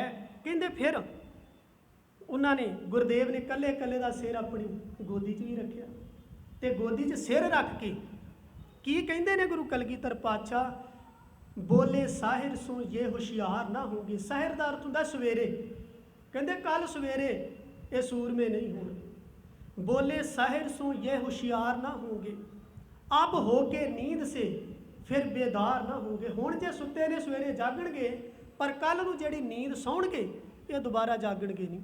अब होके नींद से जे बेदार ना होंगे, हम होंगे मुसीबत में मगर यार ना होंगे, यह सिंह प्यारे ये वफादार ना होंगे। सतगुर ने सोए हुए शेरों को गले अपने लगाया, सतगुर ने दलेरों को गले अपने लगाया। यह सिखां नाल प्यार गुरु का, यह प्यार। तो इसलिए उन्होंने मातावां नूं कहा सी, इन पुत्र के सीस पर वार दिए सुत चार, चार मुए तो क्या हुआ जीवित कई हज़ार। आपां हुण हज़ारां आपां कोई जीवीए तो सही, बणीए तो सही गुरु दे। साडियां घरां विच ਸਾਡਿਆਂ ਬੱਚਿਆਂ ਨੂੰ ਗੁਰੂ ਗੋਬਿੰਦ ਸਿੰਘ ਸਾਹਿਬ ਦੇ ਛੋਟੇ ਲਾਲਾਂ ਦਾ ਪਤਾ ਹੈ? ਬੋਲੋ, ਭੈਣਾਂ ਨੂੰ ਬੇਨਤੀ ਕਰਦਾ, ਹੈ ਪਤਾ? ਠੀਕ ਹੈ, ਦੁਨੀਆ ਦੀਆਂ ਸਹੂਲਤਾਂ ਵੀ ਮਾਣੀਏ, ਜੋ ਪਰਮੇਸ਼ਰ ਨੇ ਗੁਰੂ ਨੇ ਸਾਨੂੰ ਦਿੱਤਾ ਉਹਨੂੰ ਮਾਣੀਏ, ਸਾਨੂੰ ਹੋਰ ਕੁਝ ਕਰਨ ਦੀ ਲੋੜ ਨਹੀਂ। ਘੱਟੋ ਘੱਟ ਅਸੀਂ ਆਪਣੀ ਪੀੜ੍ਹੀ ਤੇ ਸਾਂਭ ਲਈਏ। ਘੱਟੋ ਘੱਟ ਰਾਤ ਨੂੰ ਸੌਣ ਤੋਂ ਪਹਿਲਾਂ 15-20 ਮਿੰਟ ਬੱਚਿਆਂ ਨੂੰ ਬਿਠਾਲ ਕੇ ਇਹ ਤਾਂ ਦੱਸਿਓ, ਅੱਜ ਜਿਸ ਗੁਰੂ ਦਾ ਅਸੀਂ ਜਨਮ ਦਿਹਾੜਾ ਮਨਾ ਰਹੇ ਹਾਂ, ਉਸ ਗੁਰੂ ਨੇ ਆਪਣੀ ਤੁਹਾਡੇ ਵਰਗੇ ਬੱਚਿਓ ਔਲਾਦ ਆਪਣੇ ਤੋਂ ਕੁਰਬਾਨ ਕਰ ਦਿੱਤੀ। 7 ਸਾਲ ਤੇ 9 ਸਾਲ ਉਮਰ ਕੀ ਹੁੰਦੀ ਹੈ? ਸਾਡੇ ਘਰਾਂ 'ਚ ਵੀ ਬੱਚੇ ਕੁਰਬਾਨ ਕਰ ਦਿੱਤੇ। ਚੜ੍ਹਦੀ ਜਵਾਨੀ ਪੁੱਤ, ਜਿਸ ਉਮਰ ਵਿੱਚ ਪੁੱਤ ਪਹੁੰਚ ਜਾਣ ਤੇ ਮਾਪੇ ਉਹਨਾਂ ਦੇ ਵਿਆਹ ਦੀਆਂ ਸੋਚਾਂ ਸੋਚਦੇ ਨੇ, ਘੋੜੀਆਂ ਗਾਉਣ ਬਾਰੇ ਸੋਚ ਪ੍ਰਬੰਧ ਕਰਦੇ ਨੇ। ਕਲਗੀਧਰ ਪਾਤਸ਼ਾਹ ਜੀ ਨੇ ਸਾਡੇ ਤੋਂ ਲੁਟਾ ਦਿੱਤੇ। ਅਸੀਂ ਆਏ ਹਾਂ ਜਨਮ ਦਿਹਾੜਾ ਮਨਾਉਣ। ਬੇਨਤੀ ਕਰਾਂ, ਜਨਮ ਦਿਹਾੜੇ ਮਨਾਏ ਤਾਂ ਹੀ ਆਪਾਂ ਕਹਿੰਦੇ ਨਾ ਵਧਾਈ ਹੋਵੇ ਜੀ, ਵਧਾਈਆਂ ਦੇ ਦਿੱਤੀਆਂ।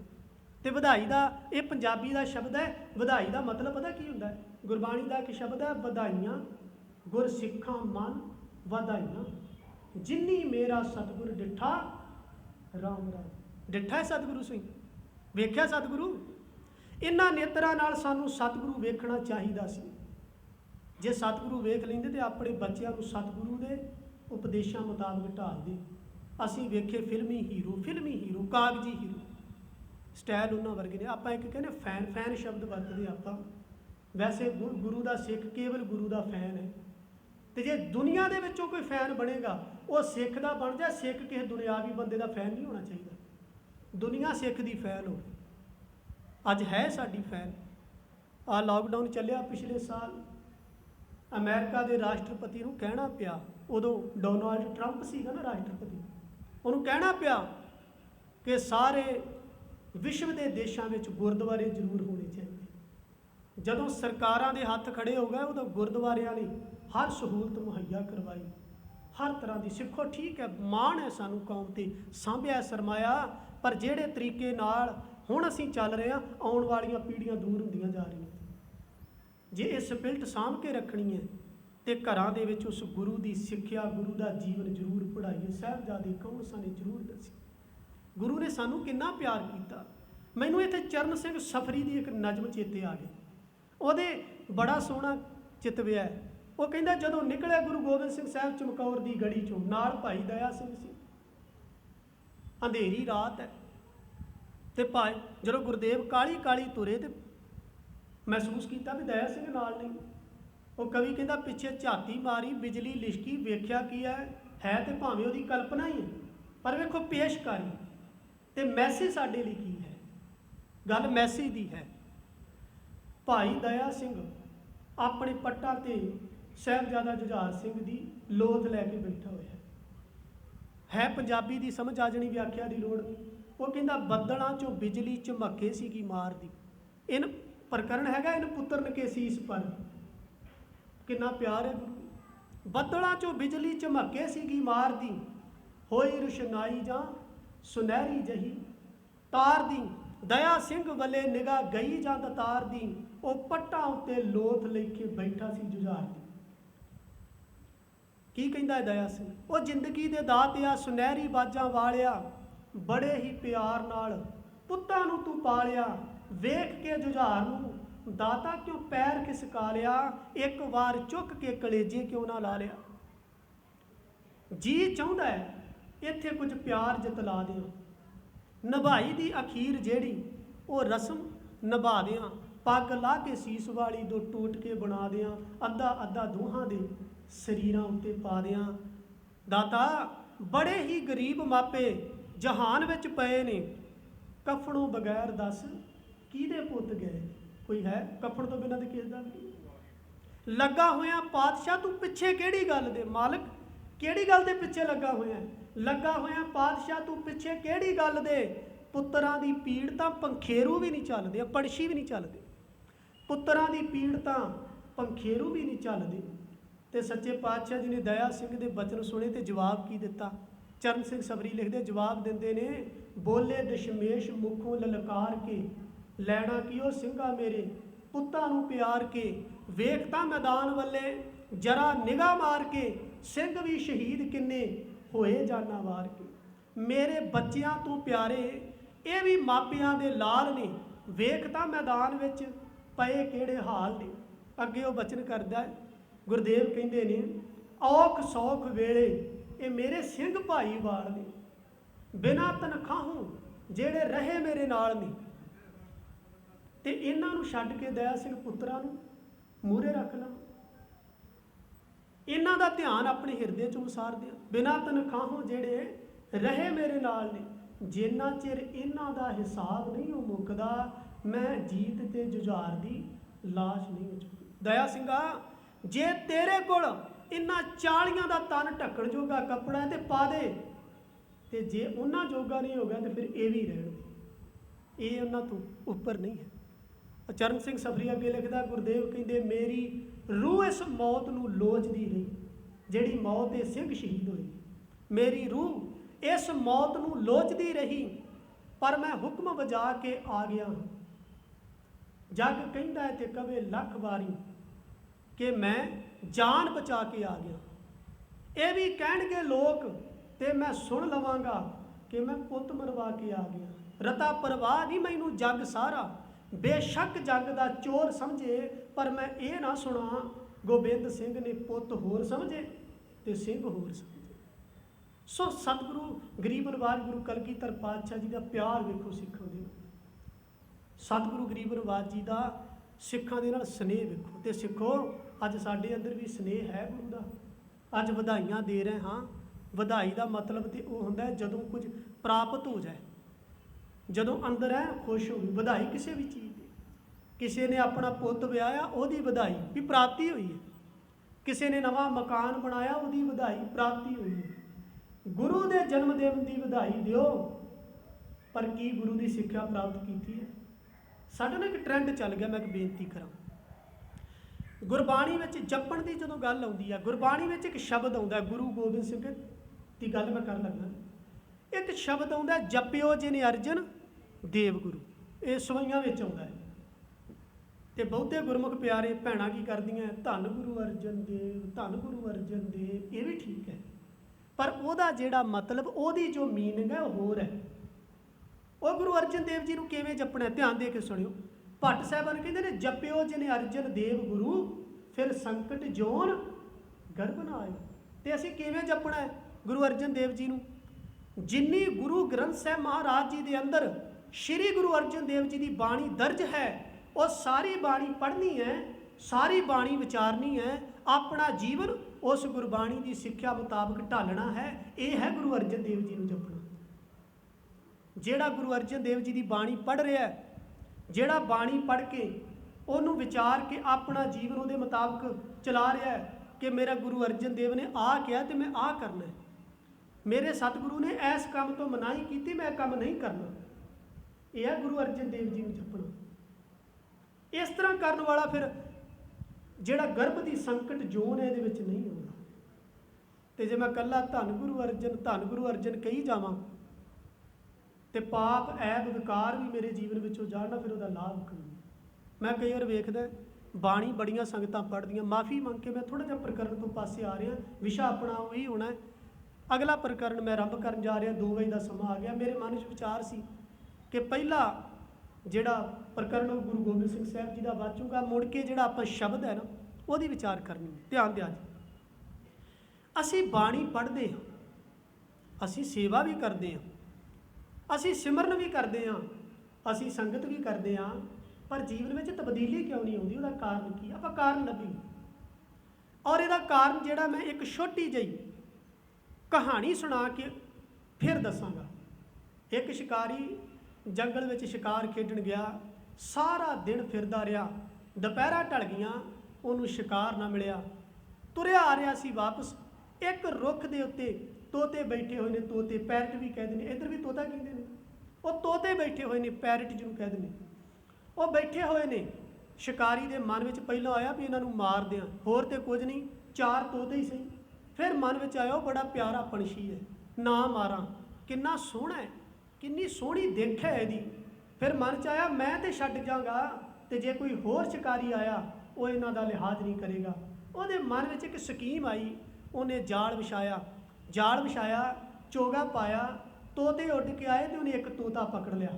उन्हें मन में सोचा कि इनू मैं घर लै जाना, इनू मुहारनी सिखा देना कि अगाह नूं जाके ये अपने तोतिया साथियों सिखा देगा तो कोई होर तोता शिकारी के जाल में नहीं आएगा तो इन्हां दी जिंदगी सेफ हो जाएगी।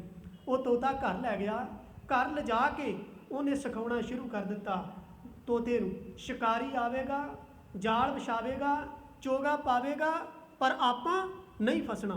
यह मुहारनी रटाउण लग पिया। 2-3 महीने विच ये मुहारनी उन्हें चंगी तरह रटा दी, रट लई तोते ने, याद कर लई। जदों उन्होंने महसूस हो गया, यकीन हो गया कि तोते ने मुहारनी चंगी तरह रट लई है, उन्हें बाकी तोतियां दी डार विच छड्ड दिता। उस एक तोते कोलों बाकी सारे तोते वो मुहारनी सीख गए, सारे पढ़ी जा रहे हैं। शिकारी आवेगा, जाल विछावेगा, चोगा पावेगा, पर आपां नहीं फसना। एक दिन शिकारी आया, उन्हें तोते वेखे, उन्हें थले जाल विछा दिता, उत्ते चोगा पा दिता। सारे तोते छाल मार के जाल ते बह गए, फस गए। नाले जाल विच फसे हुए ने, नाले चोगा चुगी जा रहे हैं, ते नाले मूँह तो गाई जा रहे हैं। शिकारी आवेगा, जाल विछावेगा, चोगा पावेगा, आपां नहीं फसना, फसे हुए ने। हुण इहदा कारण की है? फसे हुए भी कहीं नहीं फसना। कारण यह सीगा कि वो जिहड़ी मुहारनी है तोते की जुबान तक ही रह गई। ਉਹਦੀ मीनिंग की है, ਉਹਦਾ मतलब की है, तोते की सुरत ने कैच ना किया। ਹੁਣ ਇਹਦਾ मतलब की मतलब ना समझिया, मतलब ना समझण करके जो बोल रहा सी, जो पढ़ रहा सी, बिल्कुल ਉਹਦੇ ਆਪੋजिट चल रहा सी, ਉਹਦੇ उल्ट चल रहा सी। ਤੇ ਸਾਡੀ हालत भी यही है। ਅਸੀਂ बाणी तो पढ़ रहे हैं, जपजी साहब भी करते हैं, पढ़ते जपजी साहब हैं, तो काम साढ़े सारी दिहाड़ी जपजी साहब तो उल्ट होंगे। पढ़ते सुखमनी साहब हैं रोज़, तो काम साढ़े सारे सुखमनी साहब तो उल्ट होंगे। ਇਹਦਾ कारण की ਜ਼ਬਾਨ बोल रही है, ਜ਼ਬਾਨ रट रही है, तो गुरबाणी कह के रही, सुरत ने कदे कैच नहीं किया। गुरमुखो यही कारण है कि बाणी पढ़न के बावजूद भी, सिमरन करन के बावजूद भी, संगत में आउण के बावजूद भी साडे हिरदे उस तरह मैल विकारां नाल भरे हुए। ਜ਼ਬਾਨ तक सीमित रह गया। समझ गए ना गल कि गुरबाणी का असर क्यों नहीं होता। तो इत्थों ही शब्द फिर इजाद होया, इत्थों ही शब्द तोता रटन पैदा होया। तोता रटन का मतलब की है? तोता रटन का मतलब यही है कि जो पढ़ रहा उसका मतलब कोई नहीं बोली चलो। तो यदा नुकसान की है? मैं एक विद्वान नूं सुन रहा सा, उन्हें बड़ी सोहनी एग्जाम्पल दी, वो भी एग्जाम्पल मैं इत्थे बेनती कर दिंदा। जिस बाणी नूं पढ़ रहे हाँ, जां कह लो मुख चों वाहिगुरू वाहिगुरू कह रहे हैं, तो जे वाहिगुरू नाल सुरत नहीं साडी हैगी, होना पता की चाहिए? बंदा चौंकड़ा मार के बैठा है, जो वाहिगुरू कह रहा है वो 4 शब्द वाहिगुरू के सुरत में होने चाहिए। 4 शब्द जबान कह रही है, सुर तो अखरां ते टिकी हुई है, तो कान नूं सुन रहे नहीं। इनू कहते ध्यान टका के पढ़ना। ऐसा टिकिया ध्यान? जबान वाहिगुरू वाहिगुरू। अच्छा जपजी साहब शुरू कर लीए ना। जपजी साहब बहुती बार की होंदा है, एक ओंकार तो लैके नानक होसी पी सक तक साडा मन नाल हुंदा है, तो बाद में पता उदों ही लगता सानू जदों असीं कह रहे होंगे सलोक पढ़न गुरु पाणी, विच की पढ़ गए सानू खुद नहीं पता। क्यों? क्योंकि मन नाल नहीं सी आया। तो जिथे मन नहीं नाल उत्थे पता की लगता। तो सुरत टिकाओ, तो बिना सुरत टिकी तो चीज़ तोता रटन है। तोता रटन कहते, वो विद्वान ने बड़ी सोहनी उदाहरण दी। कहता मान लो एक दर्जी है, वो दर्जी उन्हें कोई कपड़ा सिउना है, कपड़ा सिउना है, वो मशीन ते बैठ गया, तो उन्हें वो कपड़ा वो थले रख दिता, मशीन चालू कर दी। मशीन चालू कर दी, कपड़ा थल्लों दी लंघिया जा रहा है, पर सूई दे विच धागा पाया ही नहीं, सूई 'च धागा नहीं पाया, कपड़ा सारा लग गया। तो जदों खोल के वेख्या उन्होंने जोड़ कोई नहीं लगा, उस तरह खाली का खाली रह, पाटा ही होया। यही हाल साडा है। जबान बोली जा रही है वाहिगुरू वाहिगुरू, जबान बोली जा रही है, सोचा सोच ना हो, तो सुरत साडी नाल नहीं हैगी, तो साडा सारा कपड़ा उदां दा सीपा नहीं है, उदां दा ही रह गया। तो फिर जोड़न लई करना की पैगा? उस सूई 'च धागा पाउणा पै, उहदी मेहनत निसफल चलेगी ना। सूई 'च धागा पै गया, फिर वो कपड़ा सूई के थल्लों दी लंघिया, फिर वो सिपेगा। इनू भगत नामदेव जी ने कहा, सोने की सूई रुपये का धागा, नामे का चित हर स्यों लगा। सोने की सूई, सूई का मतलब है चित जोड़न वाली सुरत। इस सुरत नूं सोने की सूई बना, रुपए का धागा ते ध्यान जिहड़ा इहनूं धागा बना, नामे का चित हरस्यों लगा। नामदेव जी कहते मेरा मन इस तरह टिकिया होया। असी बाणी तो वेसले इसे वास्ते हाँ, जिन्ना कुछ असी पढ़ रहे, गुरुदेव ने बाणी विच कहा, महाराज ने कहा कि सादा पहन, सादा खा, सादा बोल, पर असी तो बाणी रहन दित्ती भी ये तो बाबा जी का काम है। बाबा जी का काम है, जदों सानू लोड़ होवेगी बाबा जी नूं पेमेंट दांगे तो बाणी पढ़ा लांगे, फल सानू मिल जाने। इदा कदे होया? किसी नूं कोई रोग लग गया, जुकाम हो गया, खंघ लग गई है, बुखार हो गया, तो बंदा आखे भी इस तरह करदा है भी मेरा तो टाइम नहीं हैगा, मेरा तो मन नहीं करता मंजे तो उठन लई, अपने गवांढी नूं दिना थोड़े जे पैसे भी तू जा डॉक्टर कोलों मेरे वंडे की दवाई लैके खा ला। इदा रोग ठीक होएगा? भला नहीं ना हुंदा। इदा रोग ठीक नहीं, फिर किद्दां होवेगा? डॉक्टर कोल आप जाना पेगा। आप जदों डॉक्टर कोल आप जावांगे तो आप रोग दस। एक होर साडे विच एक पिरत पै गई है। पिरत ये पै गई भी जदों अरदास करवाउणी हुंदी ना, अरदास असी ग्रंथी सिंह बेचारा अमृत वेले उठदा ते वो सुत्ता हुंदा, जाके बूहा खड़काउने, बाबा जी उठो मेरी अरदास करो। आप क्यों नहीं करते? आप अरदास करनी चाहिए है सिख, हर सिख नूं। हाँ, जिहड़ी मर्यादा वाली अरदास है, नितनेम अमृत वेले की अरदास होनी है, सोदर शाम की अरदास, वो तो ग्रंथी सिंह संगती रूप में होनी, एक जाने ने करनी। पर अपनी परसनल पीड़ा, अपनी परसनल वेदन असी गुरु नूं आप दसीए, क्योंकि जिहड़ा साडे अंदर दर्द है ਉਹਦੀ फीलिंग सानू है। जिस तन लागै सोई जाने, अवर के जाने पीर पराई। दूजे नूं थोड़ी जिहड़ी फीलिंग ना असी दस सकांगे, दूजा नहीं दस सकता। अच्छा, हुण इस तरह आपां डॉक्टर कोल जाने आ, सानू रोग है, असी आप जाने आ, आप डॉक्टर कोल जाके दसदे हैं डॉक्टर साहब मैनूं आ हुंदा है, आ हुंदा है, आ हुंदा है। फिर वो डॉक्टर साडे कोल सुण के सानू मैडिसिन दिंदा है, दवाई। तो जे आपां अपनी जगह दूजा बंदा भेजीए तो गल नहीं बनेगी। इस वास्ते सच्चे पातशाह कहते जिस आगे जोर न चलई खलै कीचै अरदास। मैं थोड़ी जिहियां फुटकल का मतलब होंदा विषय तो हट के ये चीज़ां तां लै लईआं, साडी रोज़मर्रा की जिंदगी का हिस्सा नहीं। वैसे प्रकरण अगे चल के मैं शब्द का शुरू कर लेना, वो शब्द भी इसे चीज़ का ही है। सो खैर, अगला बचन हुण मैं थोड़ी जी अरदास बारे भी बेनती कर दिया कि जिहड़ी अरदास है जे तो पूरी हो गई फिर गुरु की जय जयकार, जे पूरी ना हुई तो फिर गुरु कोल तो हैगा ही कुछ नहीं। अच्छा, अरदास साडी पूरी किहड़ी हुंदी है ते किहड़ी अरदास पूरी नहीं हुंदी है, ध्यान दे के सुन लो। किहड़ी अरदास पूरी हुंदी है तो होनी है, किहड़ी अरदास पूरी नहीं हुंदी ते नहीं होनी, वो क्यों नहीं होनी, ध्यान दे के सुनियो सारे जने। अच्छा, मैं थोड़ी जी एग्जाम्पल लैके उदाहरण लैके बेनती करा। साडे घरां विच बच्चे ने, बच्चे कोई 5-7 साल का, कोई 10 साल का है, कोई 11 साल का है। हुण बच्चे की की फितरत हुंदी है कि बच्चा जो अपने गवांढी वाल आप तो वड्डे वाल वेखदा, उहदे मन च आउंदा भी मैं भी वो कुछ लवां। मन लो किसी गवांढी का बच्चा 20-21-22 साल का है, उन्हें बुलट मोटरसाइकिल लै लिया। साडे घर बच्चा 7-8 साल का है। हुण वो बच्चा कहता है कि पिता जी, माता जी, पापा जी मैं भी बुलट लेना, मैनू भी लैके दिओ। हुण पिता जानदा है कि बच्चा मेरा छोटा है, इनू मैं लैके देंगा तो इहदा नुकसान होवेगा, चला थोड़ी सकता है, थल्ले होना है। तो वो समझाउंदा है बेटा वो जवान है, वो वड्डा है वीर, तू जदों उहदे जिड्डा होवेगा, जदों तू उहदे योग होवेगा, तेरे कोल समर्था आवेगी, फिर तैनू भी लै दे। इदां हुंदा है ना। सारिया डिमांडा माँ बाप पूरियां तो नहीं करते, बच्चा रोंदा तो रोई जाए। कई बार बच्चे कहते हैं तू मेरी माता नहीं, तू मेरा पिता नहीं, तुसी मेरी, वो कहते कोई नहीं, पता है सानू असी तेरे माँ प्यो है, पर असी वो तेरी मंग क्यों मन्नीए जिहड़ी तेरे लिए नुकसानदेह है, क्यों मन्नीए, तू समझदा क्यों नहीं।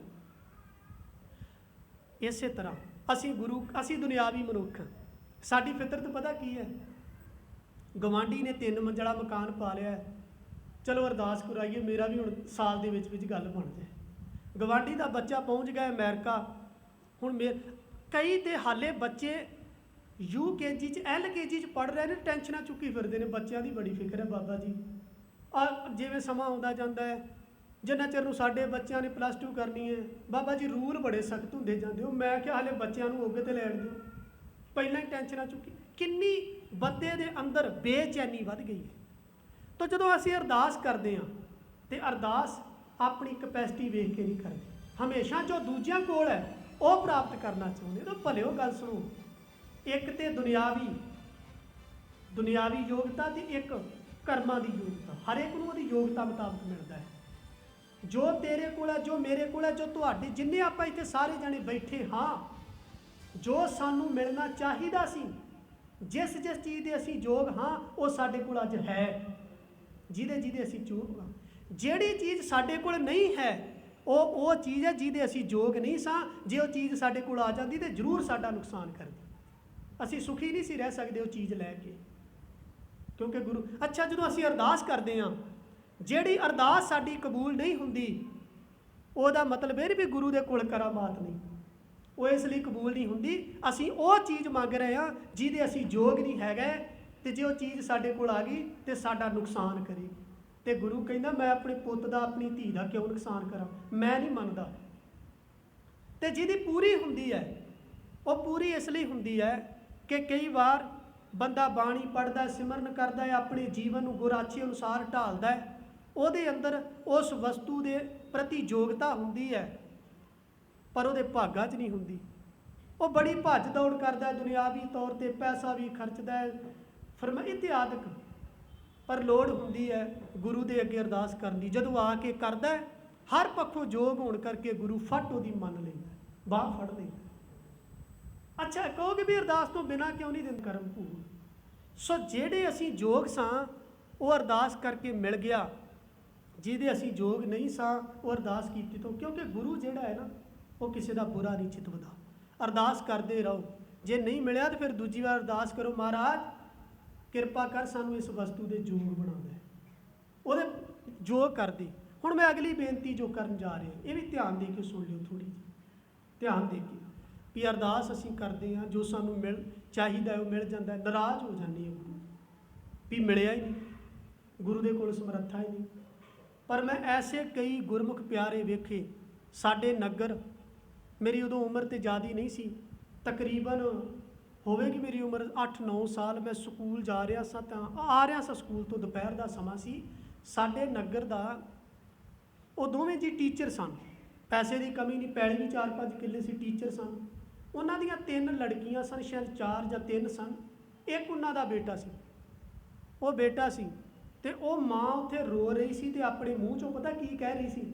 ਰੱਬਾ ਇਹਦੇ ਨਾਲੋਂ ਚੰਗਾ ਤੇ ਸਾਨੂੰ ਇੱਕ ਹੋਰ ਧੀ ਦੇ ਦੇ। ਕਿਉਂ? ਕਿਉਂਕਿ ਉਹ ਅੱਤ ਦਾ ਨਸ਼ੇੜੀ ਹੋ ਚੁੱਕਾ ਸੀ, ਘਰ ਦਾ ਵੀ ਸਾਰਾ ਕੁਝ ਵੇਚੀ ਜਾਂਦਾ ਸੀ, ਲੋਕਾਂ ਦੇ ਵੀ ਪਰਨਾਲੇ ਪੁੱਟ ਵੇਚ ਲੈ। ਤੇ ਉਹ ਜਦੋਂ ਗੱਲ ਅੱਜ ਮੈਂ ਚੇਤੇ ਕਰਦਾ, ਮੈਂ ਕਹਿੰਦਾ ਵੇਖੋ ਪਰਮੇਸ਼ਰ ਦੇ ਰੰਗ। ਜਿਸ ਜ਼ਬਾਨ ਤੋਂ ਮਾਵਾਂ ਪੁੱਤਾਂ ਦੀ ਲੰਮੀ ਉਮਰ ਮੰਗਦੀਆਂ ਨੇ, ਜਿਸ ਜ਼ਬਾਨ ਤੋਂ ਪੁੱਤਾਂ ਦੇ ਸੁੱਖ ਮੰਗਦੀਆਂ, ਉਹ ਮਾਂ ਕਹਿੰਦੀ ਇਹਦੇ ਨਾਲੋਂ ਚੰਗਾ ਤੇ ਮੈਨੂੰ ਧੀ ਦੇ ਦੇ। ਇਹੀ ਕਹਿ ਸਕਦੀ ਹੈ। ਜਦੋਂ ਆਪਾਂ ਜਦੋਂ ਰਜਾ 'ਚ ਨਹੀਂ ਚੱਲਦੇ, ਉਹਦੇ ਭਾਣੇ 'ਚ ਰਹਿਣਾ ਚਾਹੀਦਾ ਹੈ। ਸੋ ਮੈਂ ਬੇਨਤੀ ਕਰਾਂ, ਜਪਿਓ ਜਿਵੇਂ ਅਰਜਨ ਦੇਵ ਗੁਰੂ ਤੋਂ ਗੱਲ ਸ਼ੁਰੂ ਹੋਈ ਸੀ, ਗੁਰਮੁਖੋ ਬਾਣੀ ਜਿਹੜੀ ਹੈ ਉਹਨੂੰ ਪੜ੍ਹੋ ਤੇ ਉਹਨੂੰ ਵਿਚਾਰੋ। ਸਾਡਾ ਜੀਵਨ ਉਹਦੇ ਅਨੁਸਾਰ ਢਲੇ, ਉਹਦੇ ਅਨੁਸਾਰ ਸਾਡਾ ਜੀਵਨ ਹੋਵੇ।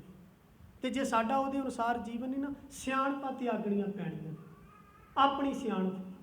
ਕਈ ਵਾਰ ਆਪਾਂ ਵੇਖਦੇ ਹਾਂ ਕਿ ਕਈ ਜਿਹੜੇ ਹੁੰਦੇ ਨੇ, ਕਈ ਉਹ ਮਿਹਨਤ ਬਹੁਤ ਕਰਦੇ ਨੇ, ਅੰਮ੍ਰਿਤ ਵੇਲੇ ਵੀ ਜਾਗਣਾ 2 ਵਜੇ, ਬਾਣੀ ਵੀ ਪੜ੍ਹਨੀ, ਗੁਰੂ ਘਰ ਹਾਜ਼ਰੀ ਵੀ ਭਰਨੀ, ਸੇਵਾ ਵੀ ਕਰਨੀ, ਪਰ ਨਾਲ ਦੀ ਨਾਲ ਹੰਕਾਰ ਹੈ, ਤੇ ਉਹ ਹੰਕਾਰ ਸਾਰੀ ਕਿਰਤ ਤੇ ਮਿੱਟੀ ਪਾਈ ਜਾਂਦੀ ਹੈ।